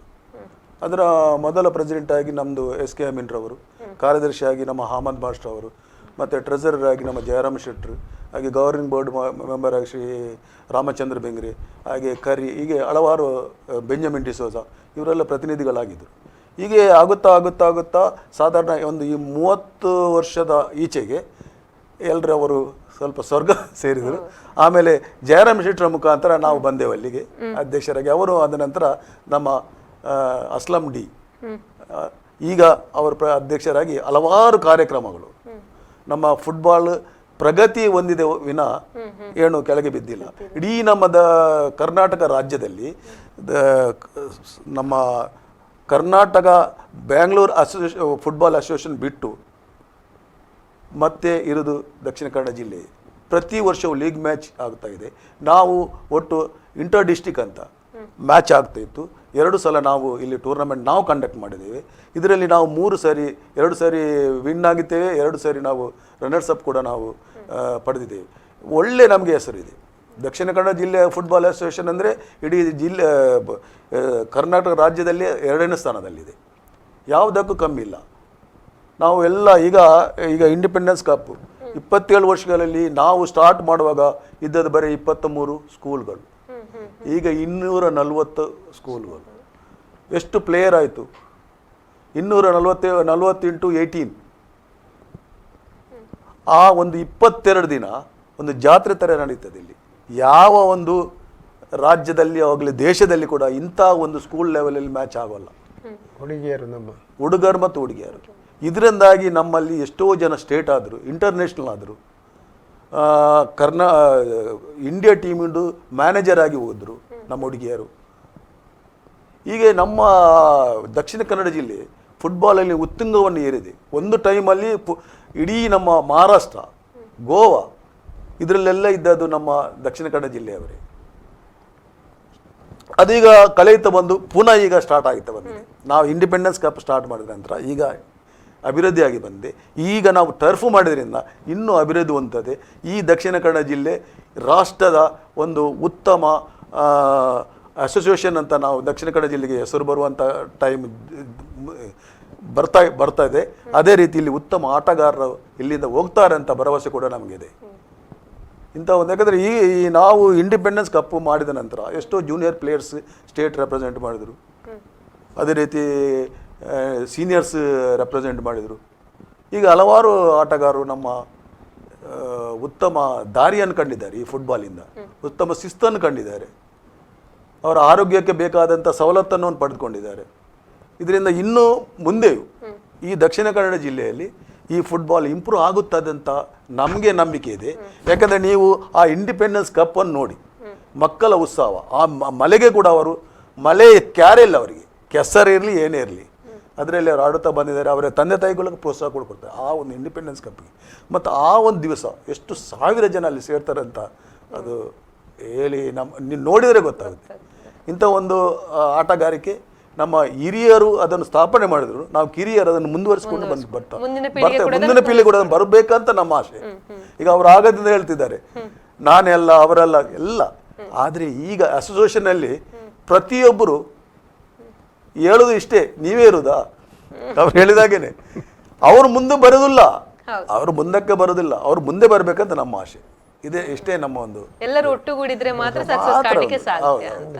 ಸರ್, ಈಗ ಅವ್ರು ಹೇಳಿದಾಗೆ ಇಂಡಿಪೆಂಡೆನ್ಸ್ ಡೇ ಕಪ್ ಅನ್ನೋದು ತುಂಬಾ ದೊಡ್ಡ ಮಟ್ಟದಲ್ಲಿ ಆಯೋಜನೆ ಮಾಡುವಂಥದ್ದು, ಹಲವಾರು ಶಿಕ್ಷಣ ಸಂಸ್ಥೆಗಳು ಅದರಲ್ಲಿ ಪಡೀತದೆ ಅನ್ನುವಂಥದ್ದು. ಇಷ್ಟು ದೊಡ್ಡ ಒಂದು ಪಂದ್ಯಾಟವನ್ನು ನಡೆಸಲಿಕ್ಕಿರುವಂತಹ ಒಂದು ಶ್ರಮ ಇರ್ಬೋದು, ಅಥವಾ ಎಷ್ಟು ಶಿಕ್ಷಣ ಸಂಸ್ಥೆಗಳು ಅದರಲ್ಲಿ ಭಾಗವಹಿಸ್ತಾರೆ, ಅಥವಾ ಪಂದ್ಯಾಟದಲ್ಲಿ ಎಷ್ಟು ಜನ ಭಾಗವಹಿಸ್ತಾರೆ, ಅದರ ಹಿಂದಿರುವ ಶ್ರಮದ ಬಗ್ಗೆ ನೀವು ಆಯೋಜಕರಾಗಿ? ಅಲ್ಲ, ಅದು ಅಂದರೆ ಅದು ಈಗ ನಮಗೆ ಏನು ತುಂಬಾ ತಲೆನೋವಾಗಿದೆ. ನಾವು ಅದು ನಿಲ್ಲಿಸುವಂತ ಇಲ್ಲ. ನಿಲ್ಲಿಸಿದ್ರೆ ಮಕ್ಕಳು ನಮ್ಮನ್ನು ಬಿಡಲಿಕ್ಕೆ ಇಲ್ಲ. ಯಾಕಂದರೆ ಅದು ಈ ಸ್ಕೂಲ್ ಕಾಲೇಜ್ ಅವರಿಗೆ ಅದು ಕ್ರೇಜ್ ಅಂದರೆ ಈಗ ನಾವು ಸ್ಟಾರ್ಟ್ ಯಾವಾಗ, ಈಗ ಅವರು ಒಂದೇ ಯಾವಾಗ ಅದು ಪ್ರಾರಂಭ ಮಾಡ್ತೀರಂತ. ಈಗ ಸುಮಾರು 200 ಟೀಮ್ಗೆ ಮಿಕ್ಕಿ ನಾವು 29 ತಾರೀಕು ಅಂತ ಕೊಟ್ಟಿದ್ದೇವೆ. ನಮ್ಮ ಗ್ರೌಂಡು ರೆಡಿ ಆಗಲಿಲ್ಲ. ಯಾಕಂದರೆ ಬಿಸಿಲು ಬರದೆ ಇನ್ನೂ ಇರುವ ಕೆಲಸ ಬಿಸಿಲು ಬೇಕು. ಒಂದು ವಾರ ಬಿಸಿಲಿದ್ದರೆ ಅದನ್ನು ಫಿನಿಶ್ ಮಾಡಿ ಮ್ಯಾಚ್ ಶುರು ಮಾಡ್ಬೋದು. ಆದರೆ ಅದು ಮಳೆ ಬಿಡುವಂಥ ಹೆಸರೇ ತೆಗೆಯುವುದಿಲ್ಲ. ಹಾಗೇ ಏನಾಗೊತ್ತಿಲ್ಲ, ದೇವರೇ ಗೊತ್ತು. ಸೊ ಎಲ್ಲ ಎಷ್ಟು ನಮ್ಮ ಇಲ್ಲಿ ಇರುವಂಥ ಸ್ಕೂಲ್ ಕಾಲೇಜು ಎಲ್ಲವರು ಅವರ ಇಷ್ಟು ಸಹಕಾರ ಅಂದರೆ ಎಲ್ಲ ಪ್ರತಿಷ್ಠೆ. ಯಾಕೆಂದರೆ CBSE IS ಎಲ್ಲ ಮಕ್ಕಳು, ನೀವು ಆ ಮಕ್ಕಳದು ಅವರ ಡ್ರೆಸ್ಸಿಂಗು, ಅವರ ಪೇರೆಂಟ್ಸ್ ಎಲ್ಲ ಬಂದು ಅವ್ರಿಗಾಗಿ ನಿಲ್ತಾರೆ. ಮಕ್ಕಳು ಮಳೆಯಲ್ಲಿ ನಿದ್ರೆ ಮಾಡಲ್ಲ. ಇಡೀ ಸ್ಕೂಲ್ ಎಲ್ಲ ಅವರ HM ಆಗಲಿ ಪ್ರಿನ್ಸಿಪಾಲ್ ಆಗಲಿ ಅವರು ಬಂದು ಅವರ ಪ್ರೆಸೆಂಟ್ ನಿಂತು ನೋಡಿ ಅವರು ಭಯಂಕರ ಫುಲ್ಲಿ ಸಪೋರ್ಟ್. ಎಲ್ಲ ಎಷ್ಟು ಈ ಮ್ಯಾಂಗ್ಳೂರಲ್ಲಿ ಅದು ಕೆಲವು ಧಾರ್ಮಿಕ ಸ್ಕೂಲ್ಗಳಿದೆ, ಅವರು ಸಹ ಅದರಲ್ಲಿ ಬಂದು ಪಾರ್ಟಿಸಿಪೇಟ್ ಮಾಡ್ತಾರೆ. ವಿನಂತಿ ಮಾಡಿ ನಮಗೆ ಅಲ್ಲಿ ನಮ್ಮದು ಸ್ಕೂಲೇ, ಆದರೆ ನಾವು ಅವಕಾಶ ನಮಗೆ ಇಲ್ಲ. ನಮ್ಮ ಉದ್ದೇಶ ಫುಟ್ಬಾಲ್. ಆ ಫುಟ್ಬಾಲ್ ಆಡಿ ಅವರದರಲ್ಲಿ ಒಳ್ಳೆ ಪ್ರತಿಭೆ ಇದ್ದರೆ ನಮಗೆ ಅವರನ್ನು ಪಿಕ್ ಮಾಡಲಿಕ್ಕೆ ಆಗ್ತದೆ, ಅವರನ್ನು ನಮಗೆ ಟೀಮ್ಗೆ ಯಾವಾಗ ಅವಕಾಶ ಮಾಡಿಕೊಡ್ಲಿಕ್ಕೆ ಆಗ್ತದೆ. ಇದೆ ಅದೆಂದರೆ ನಮ್ಮದು ಇದುಂಟಲ್ಲ, ಆಟಗಾರರ ಒಂದು ಈ ಕಂಪೇರಿಂಗ್ ನೋಡಿದರೆ ಎಲ್ಲ ಒಳ್ಳೆ ಅಂದರೆ ಒಳ್ಳೆ ಫುಟ್ಬಾಲ್. ಹಾಗಾದರೆ ಅವರು ಅದನ್ನು ಕಂಟಿನ್ಯೂ ಮಾಡೋದಿಲ್ಲ ಅಂತ ತುಂಬ ಬೇಸರ. ಸ್ಕೂಲ್ ಕಾಲೇಜಲ್ಲಿ ಅವರು ಗೊತ್ತಿದೆ ಎಜುಕೇಷನ್ ಅಂದರೆ ಇವತ್ತು ಪೇರೆಂಟ್ಸ್ಗಳಿಗೆ ಅದವರ ಆಸ್ತಿ ಥರ. ಮಕ್ಕಳಿಗೆ ಎಜುಕೇಷನ್ ಅಂದರೆ ಅದು ಮಿಷನ್ ಆಗಿ ಬಿಟ್ಟಿದೆ. ಅದನ್ನು ಹೇಳಿ ಡಿಗ್ರಿ ಸಿಗಬೇಕು, ನಿರಂತರ ಕಲಿಯಲಿ. ಅದರೊಟ್ಟಿಗೆ ಈಗ ಏನಾಗಿದೆ ಅಂದರೆ ಈ ಇಂಡಿಪೆಂಡೆನ್ಸ್ ಕಪ್ಪಿಂದ ಎಲ್ಲ ಶಾಲೆಗಳು ಈಗ ನಿರಂತರ ಫುಟ್ಬಾಲ್ ಆಡಿಸ್ತಾರೆ. ನೀವು ನೋಡಿದ್ರೆ ಅಲ್ಲಿ ಬೆಳಿಗ್ಗೆ ಮೈದಾನ ಬಂದರೆ ನೋಡ್ಬೇಕು, ಅಲ್ಲಿ ಎಲ್ಲೆಲ್ಲಿ ಚಿಕ್ಕ ಚಿಕ್ಕ ಕಲ್ಲಿಟ್ಟಿಲ್ಲ ಮಕ್ಕಳಿಗೆ ಮ್ಯಾಚ್ ಆಡಬೇಕು ಅಂತ, ಇಂಡಿಪೆಂಡೆನ್ಸ್ ಆಡಬೇಕು ಒಂದೇ ಅವರ ತಲೆಯಲ್ಲಿ. ಅದು ಈ ನಮ್ಮದು ಈ ಎಲ್ಲ ಇನ್ಸ್ಟಿಟ್ಯೂಷನ್ಗೆ ನಾವು ಅವ್ರಿಗೆ ತುಂಬ ನಾವು ಅಭಾರಿಯಾಗಿದ್ದೇವೆ. ಯಾಕೆಂದರೆ ಆ ಇಂಟ್ರೆಸ್ಟ್ ತೆಗೆದಿಂದ ಅವರಿಷ್ಟು ಟೀಮಾಗಿ ಬರೋದ್ರಿಂದ. ಅದೇ ನಮ್ಮ MJS ಅವ್ರನ್ನ ಹೇಳಿದಾಗೆ ಪ್ರಾರಂಭದಲ್ಲಿ ನಾವು 50ನೇ ವರ್ಷದ ಸ್ವಾತಂತ್ರ್ಯೋತ್ಸವದ ನೆನಪಿಗೆ ಪ್ರಾರಂಭ ಮಾಡಿದ್ವಿ. ಈಗ 28 ವರ್ಷ ಆಗಬೇಕಿತ್ತು, 1 ವರ್ಷ ಕೊರೋನಾದಿಂದ ನಿಂತು ಹೋಯಿತು. ಆವಾಗಿಂದಾಗಿ ಸ್ಟಾರ್ಟಿಗೆ 20 ಇದ್ದದ್ದು ಬಂದು 240 45 ಟೀಮು ಹೆಚ್ಚಲ್ಲದೆ. ಅದು ಸಹ ನಾವು ಒಂದೊಂದು ಸ್ಕೂಲ್ ಕಾಲೇಜಲ್ಲಿ ಈಗ ಸೈಂಟ್ ಎಲೆಸಸ್ ಅಂತ ಕಾಲೇಜಲ್ಲಿ PU ಅಲ್ಲಿ ಒಂದು 5,000 ಜನ ಇರ್ತಾರೆ. ಅಲ್ಲಿ ಅವರಿಗೆ 1000 ಮಕ್ಕಳು ಫುಟ್ಬಾಲ್ ಆಡೋರು ಇದ್ದಾರೆ, ಅವ್ರಿಗೆ ಟೀಮ್ 10 ಟೀಮ್ ಇದ್ದರೆ ಅವ್ರು ತಂದು ಕೊಡ್ತಾರೆ ನಮಗೆ ನಾವು 2 ಟೀಮನ್ನು ತೆಗೆದು ಅದು ರಿಕ್ವೆಸ್ಟ್ ಆಗಿ ಅಂದರೆ ಆ ಮಕ್ಕಳಿಗೆ ಅವಕಾಶ ಸಿಕ್ಕಲಿ ಅಂತ. ಸೊ ಅದು ಒಂದು ಇವೆಂಟ್ ಅಂದರೆ ಅದು ಬೇಗಕ್ಕೆ ಒಂದು ನಿಲ್ಲಿಸಲಿಕ್ಕೆ ಸಾಧ್ಯ ಇಲ್ಲ. ಅದರದ್ದು ಜನಪ್ರಿಯತೆ ಜಾಸ್ತಿ ಆಗ್ತಾ ಹೋಗ್ತದೆ ಅಲ್ಲದೆ ಖಂಡಿತ ಅದು ನಾವು ಯಾವ ಕಾರಣಕ್ಕೆ ನಿಲ್ಲಿಸೋದಿಲ್ಲ. ನಮಗೆ ಎಷ್ಟು ಕಷ್ಟ ಆದರೆ ಸುಮಾರು ಒಂದು 10 ಲಕ್ಷ ರೂಪಾಯಿ ಖರ್ಚು ನಿಲ್ತದೆ ನಮಗೆ. ಅದು ನಮ್ಮ ದಾನಿಗಳಿದ್ದಾರೆ, ನಮ್ಮ ದಾನಿಗಳು ನಮಗೆ ಪರ್ಮನೆಂಟ್ ಆಗಿದೆ. ನಾವು ಏನಿಂದ ಒಂದು ಲೆಟ್ರ್ ಕೊಟ್ಟರೆ ನಮಗೆ ಅವರು ಸ್ಪಾನ್ಸರ್ಶಿಪ್ ಕೊಡ್ತಾರೆ, ಅಂಥ ದಾನಿಗಳಿದ್ದಾರೆ ನಮ್ಮ ಮಂದಿಗೆ.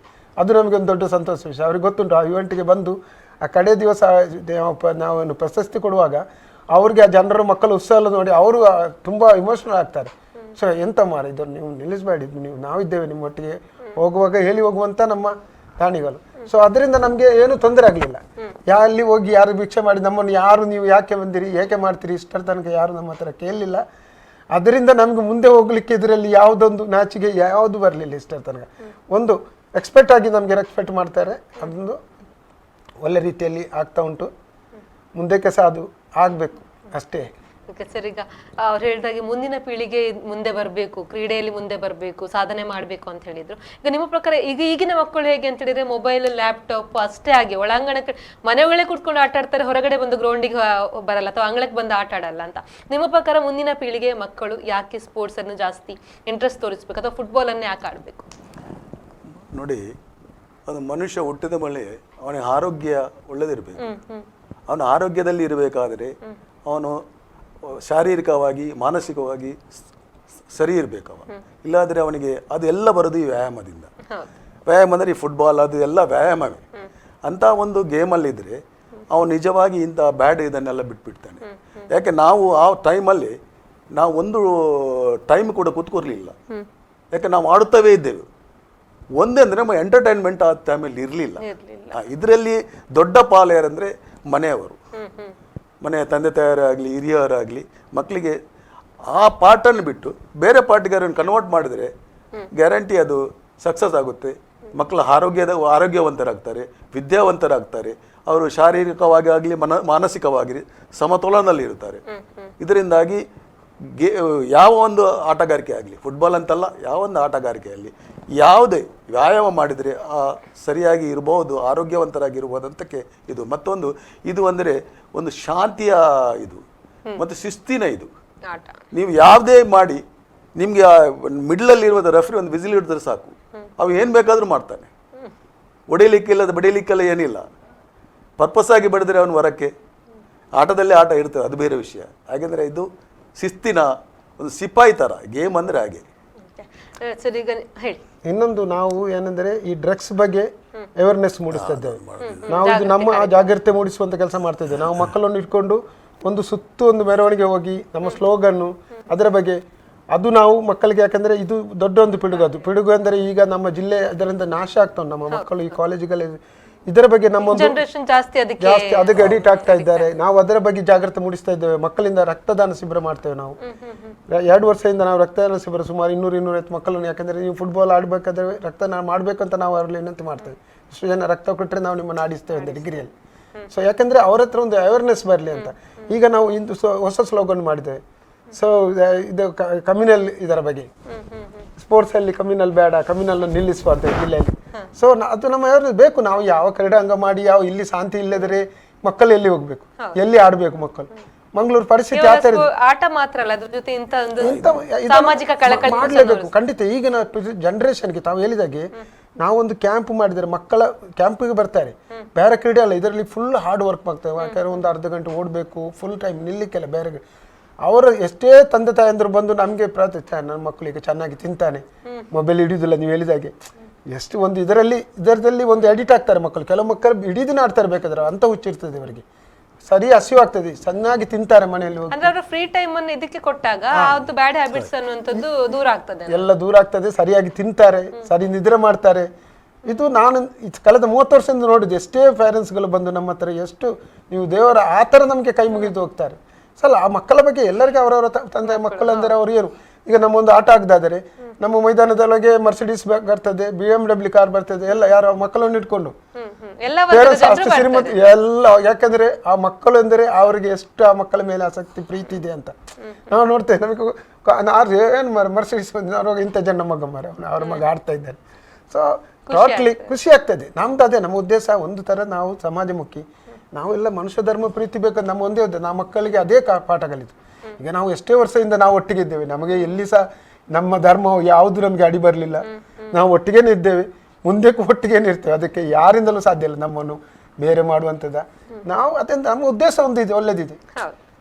ಬದುಕಬೇಕು, ಬದುಕಲೇ ಬಿಡಿ ನೀವು ಅಷ್ಟೇ. ಆ ಪಾಲಿಸಿಯಲ್ಲಿ ಇರುತ್ತೆ ನಮ್ದು. ಕೇವಲ ಫುಟ್ಬಾಲ್ ಮಾತ್ರ, ಫುಟ್ಬಾಲ್ ನಮ್ದು ಧರ್ಮವೇ ಫುಟ್ಬಾಲ್. ಯಾರು ಏನೇ ಹೇಳಿ ಅದನ್ನು ಪ್ರೀತಿಸಿದ್ದೇವೆ, ಸಾಯಿ ತನಕ ಅದರೊಟ್ಟಿಗೆ ಪ್ರೀತಿಸಿವೆ. ಅದಕ್ಕೆ ಏನು ಬೇಕು ನಾವು ಮಾಡ್ತೇವೆ. ಸರ್, ಇಷ್ಟು ವರ್ಷಗಳಿಂದ ನೀವಿಬ್ರು ಕೂಡ ಒಂದು ಪಂದ್ಯಾಟಗಳನ್ನ ಆಯೋಜನೆ ಮಾಡ್ತಿದ್ದೀರಾ, ಅಥವಾ ಆ ಒಂದು ಫುಟ್ಬಾಲ್ ಗ್ರೌಂಡ್ ನಲ್ಲಿ ಆಡುವಂತಹ ಒಂದು ಮಕ್ಕಳನ್ನ ಅಥವಾ ಕ್ರೀಡಾಪಟುಗಳನ್ನ ನೀವು ನೋಡ್ತಿರ್ತೀರಾ. ಸೊ ಆ ಒಂದು ಗ್ರೌಂಡ್ ನಲ್ಲಿ ಆಡಿ ಬೆಳೆದಂತಹ ಒಂದು ಕ್ರೀಡಾಪಟುಗಳು ಮಾಡಿರುವಂತಹ ಸಾಧಕರು, ಅಂದ್ರೆ ರಾಷ್ಟ್ರ ಅಂತಾರಾಷ್ಟ್ರ ಮಟ್ಟದಲ್ಲಿ ಸಾಧನೆ ಮಾಡಿರುವಂತಹ ಸಾಧಕರ ಬಗ್ಗೆ ಹೇಳುದಂತೇಳಿ ಏನ್ ಹೇಳ್ತೀರಾ ಇಬ್ರು ಕೂಡ? ಯಾಕಂದ್ರೆ ಈ ಬಗ್ಗೆ ನಾವು ಹೇಳೋದಾದ್ರೆ, ನಾವು ಇಂಟರ್ನ್ಯಾಷನಲ್ ಆಟಗಾರರಾಗಿ ನಮ್ಮ ಸಂಜೀವ್ ಉಚ್ಚಿ ಇವರು ಒಲಿಂಪಿಕ್ ಅಲ್ಲಿ ಆಡಿದ್ದಾರೆ. ಸೊ ಮತ್ತೆ ನಮ್ಮ ಶ್ರೀನಿವಾಸ್ ಅಂತ ಒಬ್ರು ಇದ್ದಾರೆ, ಅವರು ಮಹಾರಾಷ್ಟ್ರ, ಅದೇ ರೀತಿ ಗೋವಾ, ಅದೇ ರೀತಿ ನ್ಯಾಷನಲ್ ಪ್ಲೇಯರ್ ಆಗಿ ಅವರು ಆಯ್ಕೆಯಾಗಿದ್ದಾರೆ.